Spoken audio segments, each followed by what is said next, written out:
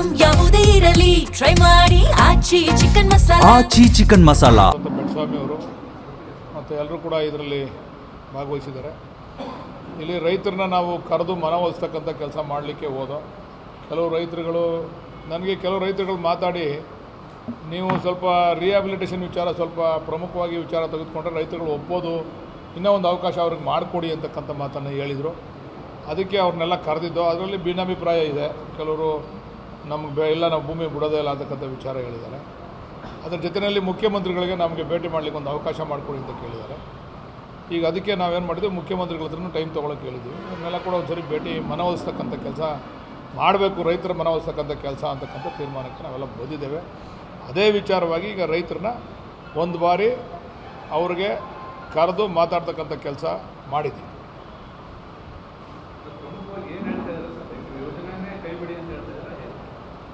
ಈಗ ಕೆಲವರು ಯೋಜನೆಯನ್ನು ಕೈ ಬಿಡಿ ಅಂತ, ಕೆಲವರು ಯೋಜನೆಯನ್ನು ಮಾಡಿ ನಮಗೆ ಭಾಳ ದಿವಸಗಳಿಂದ ಇರ್ತಕ್ಕಂಥ ಆತಂಕವನ್ನು ನಿವಾರಣೆ ಮಾಡಿ ಅಂತ.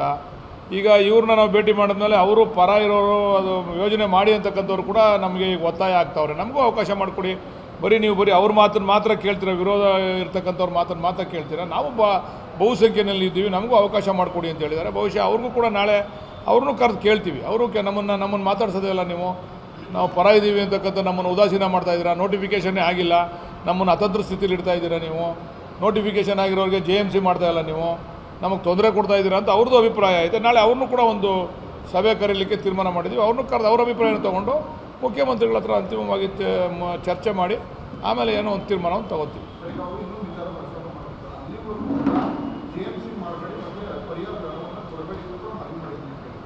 ಇಲ್ಲ, ಅವರು ಮನವಿ ಮಾಡಿದ್ದಾರೆ, ಬಟ್ ಪ್ರೊಸೀಜರ್ ನಿಲ್ಸಕ್ಕೆ ಬರಲ್ಲ. ಕಾರಣ ಏನಂದರೆ ನೋಡಿ, ಈಗ ಫೈನಲ್ ನೋಟಿಫಿಕೇಷನ್ ಆಗಿಬಿಟ್ಟದೆ.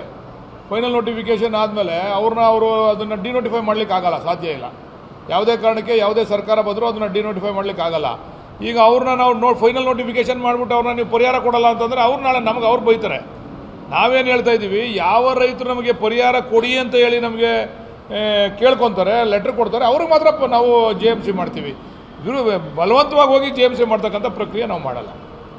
ನಾವು ಯಾರು ನಮಗೆ ಪರಿಹಾರ ನಮಗೆ JMC ಸಮೇತ ನಮಗೆ ಕೊಡಿ ಅಂತೇಳಿ ನಮಗೆ ಲೆಟ್ರ್ ಕೊಡ್ತಾರೆ, ಅವ್ರಿಗೆ ಮಾತ್ರ ನಾವು ಅದನ್ನು ಕನ್ಸಿಡರ್ ಮಾಡ್ತೀವಿ. ಈಗ ಅವರು ತ್ರಿಶಂಕು ಸ್ವರ್ಗ ಆಗಿಬಿಡ್ತಾರೆ, ಫೈನಲ್ ನೋಟಿಫಿಕೇಷನ್ ಆಗಿಬಿಟ್ಟದೆ. ನಾಳೆ ಮರ ಮುಗುಟು ಏನಾರು ಒಂದು ಸ್ವಲ್ಪ ಹೆಚ್ಚು ಕಡಿಮೆ ಆದರೆ, ನಾಳೆ ಮರಗಳೇ ಇರಲ್ಲ ಅಂದ್ಕೊಳ್ಳಿ, ಏನಾರು ಹೆಚ್ಚು ಕಡಿಮೆ ಆಯಿತು, ಒಣಗೋಯ್ತು, ಮಳೆ ಇಲ್ಲ, ಅವರು ಫೈನಲ್ ನೋಟಿಫಿಕೇಷನ್ ಆದಮೇಲೆ ವ್ಯವಸಾಯ ಬಿಟ್ಬಿಡ್ತಾರೆ ಅಂದ್ಕೊಳ್ಳಿ. ಈಗ ಅವ್ರದ್ದೆಲ್ಲ ಇವಾಗ ಇದೈತೆ, ಅಡಿಕೆ ಐತೆ, ತೆಂಗೈತೆ, ಆಮೇಲೆ ರೇಷ್ಮೆ ಐತೆ, ಬಾಳೆ ಐತೆ, ಇವಕ್ಕೆಲ್ಲ ಪರಿಹಾರ ಕೊಡದೆ ಹೋದರೆ ತಪ್ಪಾಗಲ್ವ? ಅದು ಅವ್ರಿಗೆ ಅನ್ಯಾಯ ಆದಂಗೆ ಆಯ್ತದೆ. ನಾವು ಯಾರಿಗೂ ಬಲವಂತವಾಗಿ ಅವ್ರಿಗೆ ಕೊಟ್ಟರೆ ಮಾತ್ರ ಹೋಗಿ ಮಾಡ್ತೀವಿ JMCನ. ನಾವು ಬಲವಂತವಾಗಿ ಹೋಗಿ ಮಾಡಲ್ಲ, ಒತ್ತಾಯಪೂರ್ವಕವಾಗಿ ಎಲ್ರದ್ದು ಮಾಡಲ್ಲ. ಯಾರು ನೋಟಿಫಿಕೇಷನ್ ಆಗಿದೆ ಅವ್ರು ಏನು ಕೊಡ್ತಾರೆ ಅದ್ರ ಮೇಲೆ ಮಾಡ್ತೀವಿ ಅಷ್ಟೇ.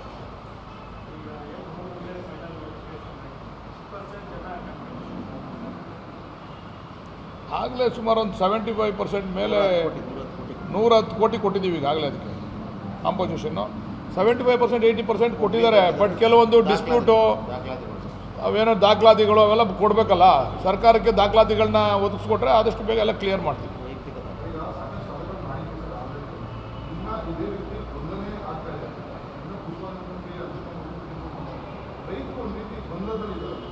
ಇಲ್ಲ, ಇದು ರಾಜಕೀಯಕ್ಕೆ ತಿರ್ಕೊಂಡ್ಮೇಲೆ ಕುಮಾರಸ್ವಾಮಿ ಅವರು ಪಾದಾರ್ಪಣೆ ಮಾಡಿದ್ಮೇಲೆ ಮುಖ್ಯಮಂತ್ರಿಗಳು ನನಗೆ ಒಂದು ಆದೇಶ ಕೊಟ್ಟರು, ಇನ್ನೊಂದ್ಸರಿ ರೈತರನ್ನ ಮನವೊಲಿಸ್ತಕ್ಕಂಥ ಕೆಲಸ ಮಾಡಪ್ಪ ಕರೆದು ಅಂತೇಳಿ. ಅದಕ್ಕೆ ನಾನು ಇವತ್ತು ಈ ಮೀಟಿಂಗನ್ನು ಕರೆದಿರೋದು. ಮುಖ್ಯಮಂತ್ರಿಗಳ ಆದೇಶದ ಮೇಲೆ ಈ ಮೀಟಿಂಗ್ ಕರೆದಿರೋದು. ಅವ್ರನ್ನ ಮನವೊಲಿಸ್ತಕ್ಕಂಥ ಕೆಲಸ ಮಾಡಬೇಕು ಅಂತಕ್ಕಂಥದ್ದು. ಕೆಲವರೆಲ್ಲ ನನಗೆ ಫೋನ್ ಮಾಡಿ ರಿಹ್ಯಾಬಿಲಿಟೇಷನ್ ವಿಚಾರ ಸ್ವಲ್ಪ ನೀವೊಂಚೂರು ಯೋಚನೆ ಮಾಡಿ, ಇನ್ನೊಂದು ಸ್ವಲ್ಪ ಧಾರಾಳವಾಗಿ ಸಣ್ಣ ರೈತರುಗಳಿಗೆ ಮತ್ತೊಮ್ಮೆ ಸಣ್ಣ ಪುಟ್ಟ ರೈತರುಗಳಿಗೆ ನೀವು ರಿಹ್ಯಾಬಿಲಿಟೇಷನ್ ವಿಚಾರದಲ್ಲಿ ಸ್ವಲ್ಪ ಧಾರಾಳವಾಗಿ ಸರ್ಕಾರ ಮನಸ್ಸು ಮಾಡಬೇಕು ಅಂತಕ್ಕಂಥ ವಿಚಾರನೂ ಹೇಳಿದ್ರು. ಅದಕ್ಕೆ ಕರೆದೆ. ಬಟ್ ಅದನ್ನು ಇಲ್ಲಿ ಚರ್ಚೆ ಮಾಡಲಿಕ್ಕೆ ಅವರು ಬಿಡಲಿಲ್ಲ. ಕೆಲವರು ಅಲ್ಲ, ನಮಗೆ ಬೇಡಕ್ಕೆ ಬೇಡ ಅಂತಕ್ಕಂಥ ಮಾತನ್ನು ಹೇಳಿದ್ರು.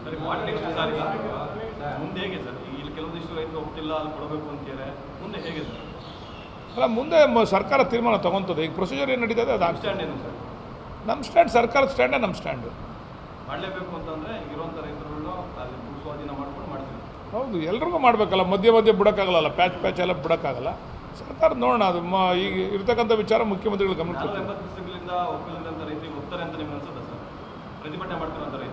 ಸುಮಾರು ಅದರಲ್ಲಿ ಪ್ರತಿಭಟನೆ ಮಾಡೋದ್ರಲ್ಲಿ ಸುಮಾರು ಒಂದು 40-50% ಆಗಲೇ ಅವರೆಲ್ಲ ಒಪ್ಪಿಗೆ ಕೂಡ ಕೊಟ್ಟಿದ್ದಾರೆ. ಹಿಂದೆ ಮಾಡ್ತಾ ಇದ್ರಲ್ಲ ಸ್ಟಾರ್ಟಿಂಗ್ನಲ್ಲಿ, ಅವ್ರಿಗೆಲ್ಲ ಸ್ವಲ್ಪ ರೇಟಿನ ವಿಚಾರ ಇರ್ಬೋದು, ರಿಹ್ಯಾಬಿಲಿಟೇಷನ್ ವಿಚಾರ ಇರ್ಬೋದು, ಇವೆಲ್ಲ ಮನವೊಲಿಸಿ ಅವರು ಸುಮಾರು ಜನ ಬದಲಾವಣೆ ಪರಿವರ್ತನೆ ಕೂಡ ಆಗಿದ್ದಾರೆ ಈಗ. ಇವರೆಲ್ಲ ಹೋಗ್ತಾರೆ ಅಂತ ನಿಮ್ಮ ಈಗ ನೋಡ್ರಿ, ಯಾವುದೇ ಇದನ್ನು 100% ಭಾಗ ಯಾರನ್ನೂ ರೈತರನ್ನ ಒಪ್ಪಿಸಿ ಮಾಡಿರ್ತಕ್ಕಂಥ ಉದಾಹರಣೆ ಎಲ್ಲೂ ಇಲ್ಲ. ಅದರಿಂದ ನಾವು ಮನವೊಲಿಸ್ತಕ್ಕಂಥ ಪ್ರಯತ್ನ ಮುಖ್ಯಮಂತ್ರಿ ಆದೇಶ ಮೇಲೆ ಮಾಡ್ತಾ ಇದ್ದೀವಿ.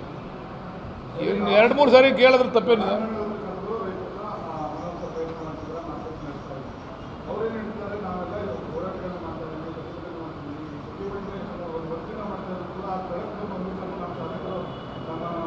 ಅದಕ್ಕೆ ನಾನು ಅವ್ರಿಗೆ ಉದಾಹರಣೆ ಕೊಟ್ಟಿದ್ದೀನಿ. ನೋಡಿ, ನಾನು ಸ್ಥಳಕ್ಕೆ ಹೋಗ್ತೀನಿ, ಅಲ್ಲಿ ಗೊಂದಲ ಆಗ್ತದೆ, ನಾಳೆ ಪೊಲೀಸ್ನವರು ಕೇಸು ವಗೈರೆ ಮತ್ತೊಂದು ಹಾಕ್ಬೋದು. ಆ ಗೊಂದಲಕ್ಕೆ ಅವಕಾಶ ಮಾಡೋದು ಬೇಡ ಅಂತೇಳಿ ನಾನು ಇಲ್ಲೇ ಕರೆದಿದ್ದೆ. ಈಗ ಒಂದು 8 ತಿಂಗಳ ಹಿಂದೆ ನಾನು ಇಲ್ಲೇ ಒಂದು ಇದೇ ಥರ ರೈತರುಗಳು ಬನ್ನಿ, ನೀವು ನಾನು ಚರ್ಚೆ ಮಾಡೋಣ ಅಂತ ಕರೆದ್ರೆ ಅವರು ಜನತಾದಳದವ್ರು ಏನು ಮಾಡಿದ್ರು, ನೀವು ಟೆಂಪೋ ಮಾಡ್ಕೊಂಡು ಹೋಗಿ, ನೀವು ಲಾರಿ ಮಾಡ್ಕೊಂಡು ಹೋಗಿ ಒಂದು 3,000 ಜನ ಗಲಾಟೆ ಮಾಡಿ ಅಂತ ಅಂದಾಗ ನಾನು ಹೆಂಗೆ ಸಭೆ ಈ ಜನ ಬಂದಿದ್ದು ಡ್ರೈವರ್ಗೆ ಅದನ್ನೇ ಹೇಳಿದೆ ನಾನು. ನಿಮ್ಮನ್ನು ಈಗಾಗಲೇ 8 ತಿಂಗಳಿಂದ ಕರೆದಿದ್ನಲ್ಲ, ನೀವು ಇದೇ ತಿಂತ ಬಂದಿರೋ ಅವತ್ತು ನಾನು ಚರ್ಚೆ ಸಾಧಕ ಚರ್ಚೆ ಮಾಡ್ತಿದ್ದೆ. ನೀವು ಅವತ್ತು ಅವರು ಬೇರೆ ಪಕ್ಷದವ್ರು, ನಮ್ಮ ವಿರೋಧಿಗಳು ಅಷ್ಟು ಜನ 2,000 ಜನ ಜೊತೆ ಚರ್ಚೆ ಮಾಡೋಕ್ಕಾಯ್ತದೆ. ಇಲ್ಲಿ ಒಬ್ಬೊಬ್ಬರು ನಾನು ಮಾತಾಡ್ತಾರೆ. ಈಗ ನಾನು ಸ್ಥಳಕ್ಕೆ ಹೋಗ್ತೀನಿ, ನನ್ನ ಮೇಲೆ ಏನೋ ಒಂದು ಅವಘಡ ಆಯಿತು ಅಂದ್ಕೊಳ್ಳಿ, ನಿಮ್ಮ ಮಾಧ್ಯಮದಲ್ಲೂ ಕೂಡ ಬರ್ತದೆ. ಅವಘಡ ಆದಾಗ ಅವ್ರ ಮೇಲೆ ಕೇಸ್ ಹಾಕಬೇಕು, ನಮ್ಮ ಹೆಣ್ಮಕ್ಳ ಮೇಲೆ, ನಮ್ಮ ರೈತರ ಮೇಲೆ ಕೇಸ್ ಹಾಕ್ಸ್ಬೇಕಾ ನಾನು? ಇದಕ್ಕೆ ಅವಕಾಶ ಮಾಡೋದು ಕೊಡೋದು ಬೇಡ ಅಂತ ನಾನು ಹೋಗಲಿಲ್ಲ ಅಷ್ಟೇ. ಅದನ್ನು ಮುಖ್ಯಮಂತ್ರಿಗಳು ಟೈಮ್ ಕೇಳ್ತಾ ಇದ್ದೀವಿ. ಅವ್ರು ಹೇಳಿದ್ದಾರೆ ಒಂದ್ಸರಿ ನಮಗೂ ಮುಖ್ಯಮಂತ್ರಿಗಳು ಭೇಟಿಗೆ ಅವಕಾಶ ಮಾಡಿಕೊಡಿ ಅಂತ ಟೈಮ್ ಕೇಳ್ತಾ ಇದ್ದೀವಿ ಮುಖ್ಯಮಂತ್ರಿಗಳಿಗೆ. ಅವರು ಟೈಮ್ ಕೊಟ್ಟ ತಕ್ಷಣ ಕರ್ಕೊಂಡೋಗಿ ಭೇಟಿ ಮಾಡಿಸ್ತಾರೆ. ಆ ಥರ ಏನಿಲ್ಲ, ವಿಶ್ವಾಸ ಮೊದಲಿಂದನೂ ಐತೆ. ಅವರೇ ಹೋಗಿ ಉಪಮುಖ್ಯಮಂತ್ರಿಗಳನ್ನ ಭೇಟಿ ಮಾಡ್ಕೊಂಡು ಬಂದಿದ್ರಲ್ಲ, ಅವರೇ ಹೋಗಿ ಉಪಮುಖ್ಯಮಂತ್ರಿ. ನೋಡ್ರಿ, ಇದು ಯಾವುದೋ ಒಂದು ಪಕ್ಷದ ಅವರು ಇದರಲ್ಲಿ ಇನ್ವಾಲ್ವ್ ಆದರೆ ಮಾತ್ರ ಇದು ಸಮಸ್ಯೆಗಳಾಗ್ತದೆ. ರೈತರು ಪ್ರಾಮಾಣಿಕವಾಗಿರ್ತಕ್ಕಂಥ ರೈತರು ಬಂದರೆ ಸಮಸ್ಯೆಗಳಾಗಲ್ಲ. ಯಾರೋ ಹಿಂದ್ಗಡೆಯಿಂದ ಒಬ್ಬ ಏನೋ ಅವಘಡ ಮಾಡ್ತಾನೆ, ಆವಾಗ ಅದಕ್ಕೆ ಇಡೀ ರೈತರ ವ್ಯವಸ್ಥೆಗೆ ಧಕ್ಕೆ ಬರಲ್ವಾ? ಅದು ಆಗಬಾರ್ದು ಅಂತ ದೃಷ್ಟಿ ಅಷ್ಟೇ. ನಾವು ಕರೆದಿದ್ದು ಇಲ್ಲೇ ಮಾತಾಡೋಣ ಬನ್ನಿ ಅಂತ. ಅವರು ಅವತ್ತೊಂದು ಸ್ಥಿತಿನಲ್ಲಿ ಅವರು ಆ ರೀತಿ ತೀರ್ಮಾನ ತೊಗೊಂಡಾಗ ನಾವು ಅದನ್ನು ಕ್ಯಾನ್ಸಲ್ ಮಾಡ್ತೇವೆ. ಸುಮ್ಮನೆ ಇದೊಂದು ನ್ಯೂಸೆನ್ಸ್ ಆಯ್ತದೆ ಬೇಡ ಅಂತೇಳಿ ಕ್ಯಾನ್ಸಲ್ ಮಾಡ್ದೆ. ನಾನು ಹಳ್ಳಿಗೂ ಹೋಗಿದ್ದೆ, ಆವಾಗ ನಮ್ಮ ಹೆಣ್ಮಕ್ಳೆಲ್ಲ ಅಡ್ಡ ಹಾಕೊಂಡು ನಾನು ಕೇಳಿದ್ರು, ಆಯ್ತು ಬಿಡ್ರವ ಸರ್ಕಾರದ ಮಟ್ಟದಲ್ಲಿ ಮಾತಾಡ್ತೀನಿ ಅಂತ. ಅವತ್ತು ಕೂಡ ಸುಮಾರು ಜನ ಬೈಯೋದು ಮಾಡಿದ್ರು. ಅದು ನಾವು ಕೇಸ್ ಹಾಕ್ಸ್ಬೋದಾಗಿತ್ತಲ್ವ, ಅಂಥ ವಿಚಾರಕ್ಕೆ ಹೋಗಲ್ಲ. ನಮ್ಮ ಹೆಣ್ಮಕ್ಳು, ನಮ್ಮ ರೈತರು ಏನೋ ಅವ್ರ ಕೋಪ ಬಂದಿದೆ, ಬೈದವರೇ ಬಿಡ್ರಪ್ಪ ಆಯಿತು, ಏನು ಚರ್ಚೆ ಮಾಡೋದು ಬೇಡ, ಕರೆದು ಮನವೊಲಿಸೋಣ ಬಿಡಿ ಅಂತ ಅವತ್ತು ಕೂಡ ನಾವೇನು ಮಾಡಲಿಲ್ಲ.